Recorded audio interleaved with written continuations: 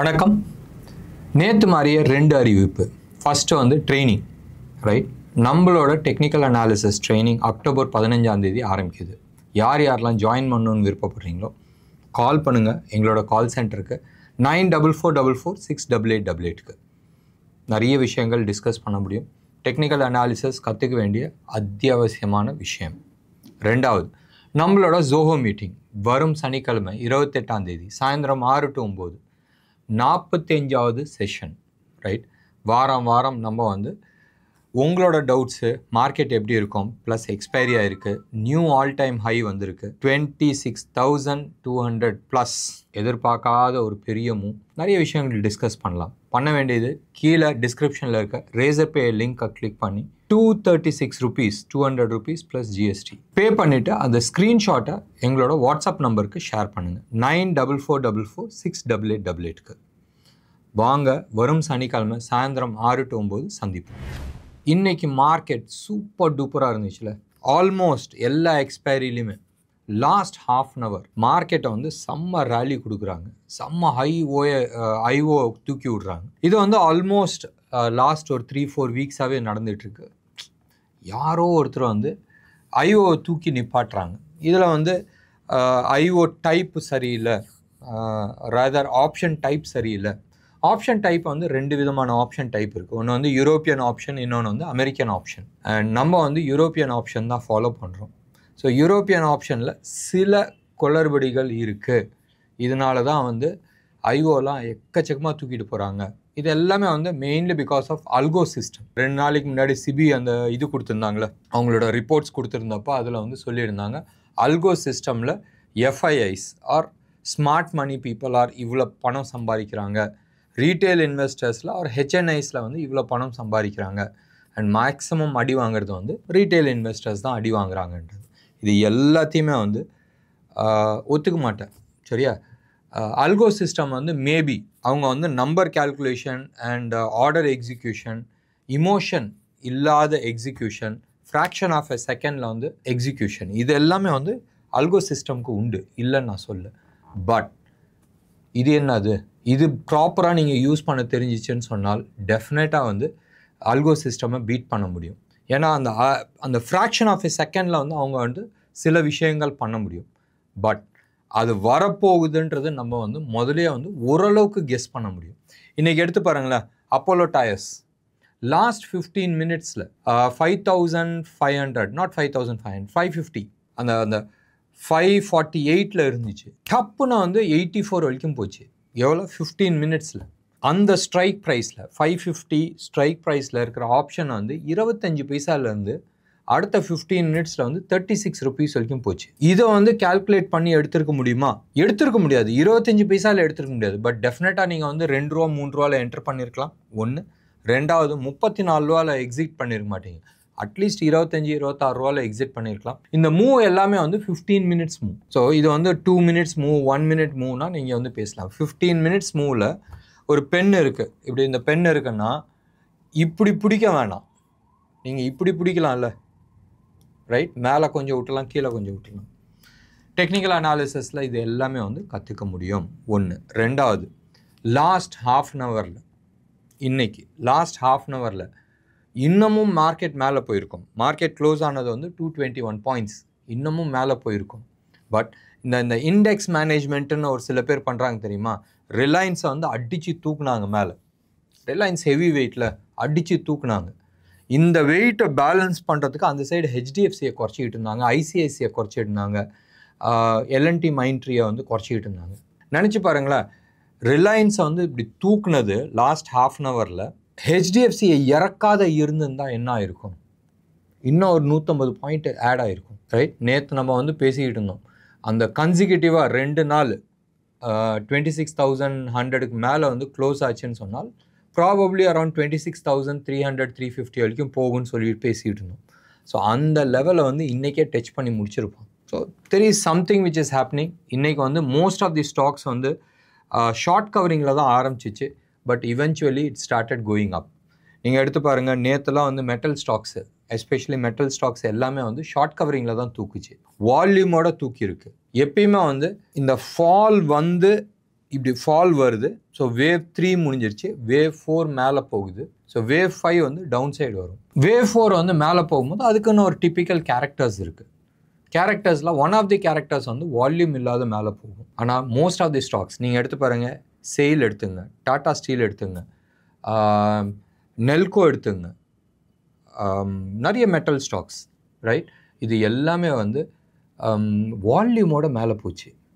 And previous ஹையை வந்து touch பண்ணுது, இல்லை லேசாக அப்படி மேலே தூக்கி நிற்கிது. அண்ட் நியர் டே ஹையில் வந்து நிற்கிது.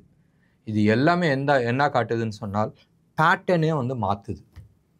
பார்க்கலாம் மண்டே இன்னைக்கு, நாளைக்கு ஒரு நாள் இருக்குது, பட் ஸ்டில் மண்டே இன்னைக்கு சார்ட் என்ன சொல்லுதுன்றது பேஸ் பண்ணி மெட்டல் ஸ்டாக்ஸ் வாங்கலாமான்றது நம்ம முடிவு பண்ணிக்கலாம். கீழேருந்து இவ்வளோ ரன் அப் ஆனதுக்குமா என்னடா வாங்குறதுன்னு சொன்னால் இது எல்லாமே வந்து வீக்லி சார்ட்டில் வந்து கரெக்ஷன் ஆகிருக்கு. ஸோ வீக்லி சார்ட்டில் கரெக்ஷன் ஆகும் போதும் டே சார்ட்டில் ஒரு கன்ஃபர்மேஷன்ஸ் வரட்டுமே, அதுக்கப்புறமா என்டர் பண்ணலாம். ஒன்று இல்லை நான் பாட்டமில் தான் பிடிக்கணும் ஆசைப்பட்டீங்கன்னு சொன்னால் ஹிந்துஸ்தான் ஜிங்கை போய் பாருங்கள். ஹிந்துஸ்தான் ஜிங்கோட சார்ட் எடுத்து பாருங்கள், வீக்லி சார்ட் எடுத்து பாருங்கள். 6 வீக்ஸ் 6 வாரம் கன்சாலிடேட் பண்ணிகிட்ருக்காங்க. அப்போ யாரோ ஒருத்தர் 6 வாரமாக கமுக்கமாக வாங்கிட்டுருக்காங்க. அண்ட் வீக்லியில் வந்து வேவ் 4 வந்து மார்க் ஆகிடுச்சு. ஸோ வேவ் 5க்கு வந்து மேலே மூவ் ஆகும். ஆல்மோஸ்ட் 45-50% அப்சைட் மூவ்க்கான பாசிபிலிட்டிஸ் இருக்குது. பட் ஞாபகம் வச்சுங்க, கன்ஃபர்மேஷன்ஸ் தேவை. ஸோ மறுபடியும் நான் சொல்கிறேன், இந்த பாய் கதை தான். பாயிலேருந்து கீழே விழுந்தான்னு நம்ம சொல்கிறோம்ல, ஒன்றும் பெரிய ஸ்டாப் லாஸ் இல்லை, ரொம்ப ரொம்ப ரொம்ப கம்மியான ஸ்டாப் லாஸ். மறுபடியும் நான் சொல்லிக்கிறேன், நான் சிபி ரிஜிஸ்டர்ட் அட்வைசர் கிடையாது. அண்ட் டெஃபினட்டாக நான் சொன்னது பூரா இன்ஃபர்மேஷன் பர்பஸ் அண்ட் ஸ்டாக்ஸ் சிலது எடுத்து கொடுக்குறோம். நீங்கள் உங்களோட ஹோம்ஒர்க் பண்ணிவிட்டு ஒரு நல்ல அட்வைசர்கிட்ட அட்வைஸ் கேட்டுட்டு அதுக்கப்புறமா வாங்கிறது புத்திசாலித்தனம். இன்றைக்கி நிஃப்டி 221 பாயிண்ட்ஸில் வந்து க்ளோஸ் ஆச்சு ஃபியூச்சர்ஸ். இன்ட்ராடே ஸ்விங் வந்து 243. பேங்க் நிஃப்டி ஒன்றும் பெருசாக பண்ணல, 360 point intraday swing. And 161 points வந்து ப்ளஸில் வந்து க்ளோஸ் ஆச்சு.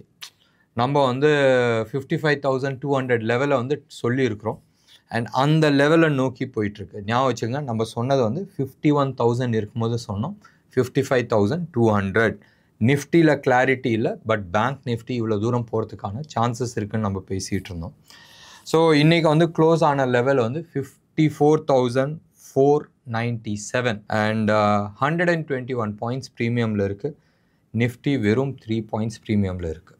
இது வந்து அடுத்த மந்த்துக்கான ஃபியூச்சர்ஸ் வச்சு நம்ம சொன்னாலும் 3 பாயிண்ட்ஸ் தான் ப்ரீமியமில் இருக்குது. ஆப்ஷன் டேட்டாவை பொறுத்த வரைக்கும் 26,200 ஹையஸ்ட் கால் ரைட் ஆகிருக்கு. அண்ட் 26,000 ஹையஸ்ட் புட் ரைட் ஆகிருக்கு. ஸோ ரொம்ப டைட் மார்ஜினில் தான் நிற்கிது.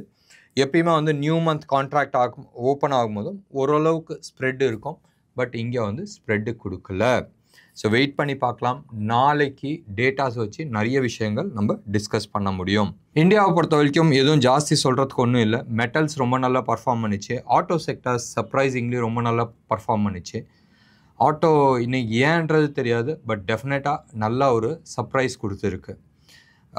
ஹுண்டாயோட ஐபிஓ, லார்ஜஸ்ட் ஐபிஓ, ரைட், இந்தியாவில் வந்து 25,000 crores வந்து அப்ரூவல் வந்துருச்சுன்னு சொன்னோன்னா நிறைய விஷயங்கள் வெளியில் வருது. அந்த டேட்டாஸ் எடுத்து பார்க்கும்போதும் இந்தியாவில் வந்து ஒரு 100 கார் விற்கிதுன்னு வச்சிங்களேன்.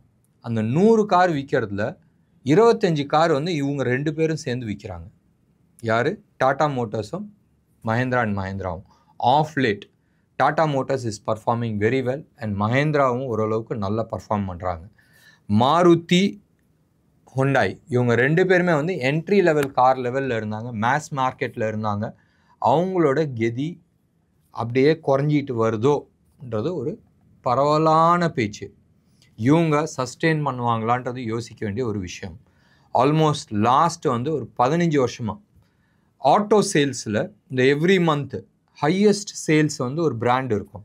அந்த பிராண்டை வந்து இன்வேரியபிளி டாப் 5 வந்து மாருதியாக தான் இருக்கும். இல்லை டாப் 3 வந்து மாருதியாக இருக்கும், அதுக்குமா ஒரு ஹோண்டாய் ஒன்று வரும், அதுக்கப்புறமா அடுத்த ஒரு 3 வந்து மாருதியாக தான் இருக்கும். For the first time Tata Punch அவன் வந்து நம்பர் 1ல் வந்து நிற்கிறான். ஸோ தட் மீன்ஸ் டாட்டா வந்து நல்லா கார் பண்ணுறாங்க, ஹெவி டியூட்டி கார் பண்ணுறாங்க, மைலேஜ் நல்லா கொடுக்குது, சர்வீஸ் நல்லா இருக்குது. எனிவே டாடா மோட்டார்ஸ் வந்து that is one of the reasons இன்றைக்கி வந்து டாடா மோட்டார்ஸ் நல்லா பர்ஃபார்ம் பண்ணிச்சு. ஆட்டோ செக்டார்ஸில் மாருதி மேலே போயிருந்துச்சு, நம்ம மதர்சன், அப்போலோ டயர்ஸ், நான் சொன்னேன்ல examples, Tata Motors and Mahindra and Mahindra, இவங்க எல்லாமே வந்து நல்லா பர்ஃபார்ம் பண்ணியிருந்தாங்க. அதே மாதிரி இந்த சைடு பஜாஜ் ஃபின்சர்வ், நம்ம வந்து அதுக்கான இலக்கணம் வந்து 2200 நம்ம கொடுத்துருந்தோம். என்னைக்கு நம்ம கொடுத்தோமோ அந்த லெவல்லேருந்து ஏறி வந்துக்கிட்டே இருக்குது. ரைட், ஆல்மோஸ்ட் 2000 டச் ஆகிடுச்சு. இன்னும் ஒரு 27 பாயிண்ட் தான் வந்து பாக்கி வந்துடும். சரியா? ஸோ 2200 மிக விரைவில் வந்துடும். வேதாந்தா 500 rupees வந்து இன்றைக்கி சக்ஸஸ்ஃபுல்லாக டச் பண்ணியிருக்கு. நம்மளோட ஜோஹோ மீட்டிங்கில் ஒரு 2 வாரத்துக்கு முன்னாடி 520 அதுக்கான இலக்கு கொடுத்துருந்தோம். இப்போ கூட என்டர் பண்ணாலும் பண்ணலாம். இன்னைக்கு க்ளோஸ் ஆன லெவல் வந்து 504 வந்து க்ளோஸ் ஆகிருக்கு. இன்னும் ஒரு 16 ரூபா அப்சைடு இருக்குது. இம்மீடியட் அப்சைடுக்கு நான் பேசுகிறேன், லாங் டேர்முக்கு நம்ம பேசலை. அதே மாதிரி நீங்கள் எடுத்துக்கிட்டிங்கன்னு சொன்னால் oil and natural gas, right, இவங்க எல்லாருமே வந்து இன்றைக்கி நல்லா பர்ஃபார்ம் பண்ணிச்சு. கெயில் ஆகட்டும், ஹெச்பி ஆகட்டும், பிபிசிஎல் ஆகட்டும், பெட்ரோநெட் ஆகட்டும், இவங்கெல்லாம் நல்லா பர்ஃபார்ம் பண்ணாங்க. காரணம், இவங்க எல்லாமே வந்து ஆயில் மார்க்கெட்டிங் கம்பெனி. ஸோ எண்ணெயை வாங்கி விற்கிறாங்க. நேற்று வந்து ஆல்மோஸ்ட் ஆயில் வந்து பிரெண்ட் க்ரூடு வந்து ஒரு 2-2.5% கீழே விழுந்துச்சுல, அதுக்கான எதிர்வொலி. இது ஒரு சைடு இருக்கட்டும். இன்னொன்று சைடில் நம்ம வந்து கோல்டு சூப்பர் டூப்பராக போயிட்டுருக்குங்க. ரைட், நம்ம இந்த லெவலில் இருந்து பாருங்கள், ஷூட் ஆக போகுதுன்றது நம்ம சொன்ன லெவலில் இருந்து ஆல்மோஸ்ட் ரைட் 7500 7600 லெவல், 500-550 லெவல்னு வச்சுக்கிங்களேன். அந்த லெவலில் இருந்து ஆல்மோஸ்ட் இன்றைக்கி நீங்கள் எடுத்துக்கிட்டிங்கன்னு சொன்னால் 7830 இந்த லெவலில் வந்து ட்ரேட் ஆகிட்டுருக்கு. சில்வரை பொறுத்த வரைக்கும் ஆல்மோஸ்ட் 94,000, இன்றைக்கி 95,000 டச் ஆச்சு. ருப்பியை பொறுத்த வரைக்கும் கொஞ்சம் வீக் ஆகிருக்கு, 8365 லெவலில் வந்து ட்ரேட் ஆகிட்டுருக்கு. இன்ட்ரெஸ்டிங்காக இருக்குது. சில்வர் இன்னமும் மேலே போகிறதுக்கான சான்சஸ் இருக்குது. கோல்டை பொறுத்த வரைக்கும் நம்ம சொன்ன இலக்கு $2,700 அதை வந்து டச் ஆகிடுச்சு. இது வந்து ஃபியூச்சர்ஸ் கான்ட்ராக்டு. ஓடிசி கான்ட்ராக்ட் இருக்குல்ல, அதில் வந்து அதான் வந்து மோஸ்ட்டாக வந்து இந்த நகை கடைக்காரங்க எல்லாம் பார்ப்பாங்க. 2670 அந்த ரேஞ்சில் வந்து ட்ரேட் ஆகிட்டுருக்கு. உச்சா வந்து ஆல்மோஸ்ட் 685 வரைக்கும் போயிட்டு இப்போ 665 ட்ரேட் ஆகிட்டுருக்கு. 675 நீங்கள் வச்சிங்களேன், ஆல்மோஸ்ட் 7800-850 லெவலில் வந்து டச் பண்ணிவிட்டு இப்போ கொஞ்சம் அப்படி கீழே வந்துகிட்டு இருக்கு. எனிவே பார்க்கலாம். யூஎஸ் மார்க்கெட் வந்து சூப்பர் டூப்பராக இருக்குது. யூரோப்பியன் மார்க்கெட் எல்லாம் செம்ம பாசிட்டிவ். இஸ்ரேல் போட்டு அடித்து தாக்குறாங்களே, நான் நிப்பாட்ட மாட்டேன்பா அடிப்பேன்னு சொல்லி அடிச்சிட்டு இருக்கான். அந்த பாம்லாம் எங்கேருந்து பண்ணுறாங்க? யூரோப்பு, யூஎஸ் தானே, அவங்க எக்கானமி நல்லா தானே இருக்கும். ரைட், பாம்பை விற்றுக்கிட்டு இருக்காங்க. நம்ம தீபாவளி அன்றைக்கி ஒரு ஊசி பட்டாசு வெடித்தா தான் வந்து பொல்யூஷன் பேசுவாங்க. லாஸ்ட் ஒரு வருஷமாக போட்டு அடி நொறுக்கிட்டு இருக்காங்க 2 ஊரில். சரி, நம்ம அதை பற்றி பேச வேண்டாம். எனிவே யூரோப்பியன் மார்க்கெட் எல்லாமே வந்து இன்றைக்கி செம்ம பாசிட்டிவ். கேக்ஸ் ஆகட்டும், டேக்ஸ் ஆகட்டும், எஃப்டிசி ஆகட்டும், எல்லாமே வந்து செம்ம பாசிட்டிவாக இருக்குது. யூஎஸ் ஃபியூச்சர்ஸ் ரைட் now வந்து 190 பாயிண்ட்ஸ் பாசிட்டிவில் இருக்குது. மறுபடியும் அதே கதை தாங்க. அந்த 5 stock, Nvidia, micron, Tesla, Intel, இவங்க தான் வந்து 1-2-3% அப்பில் இருக்கிறாங்க. மற்ற எல்லா ஸ்டாக்கும் கீழே அடி வாங்கிட்டுருக்கு. ஸோ ஓவரால் மார்க்கெட் யூஎஸ்லேருந்து இங்கே எடுத்துக்கிட்டிங்கன்னு சொன்னால் நல்லா இல்லை. அண்ட் சில stocks AMD, Intel, Tesla, Nvidia, Meta, இவங்க தான் வந்து மேலே தூக்கிட்டு இருக்காங்க.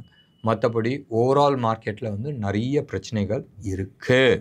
இது மனசில் அடிக்கடி ஞாபகம் வச்சுங்க. அப்போ தான் நீங்கள் வந்து ஸ்டாப் லாஸ் போட மறக்க மாட்டீங்க. உளுந்துச்சுன்னு சொன்னால் பயங்கர ஃபாஸ்ட்டாக உழுவும். ரைட், இது மட்டும் மனசில் ஞாபகம் வச்சுட்டு ஸ்டாப் லாஸ் போட்டுக்கிறதுக்கு பழகிங்க. என்ன நேயர்களே, இன்றைக்கி ப்ரோக்ராம் உங்களுக்கு பிடிச்சிருந்துச்சுன்னா லைக் பண்ணுங்கள், ஷேர் பண்ணுங்கள்.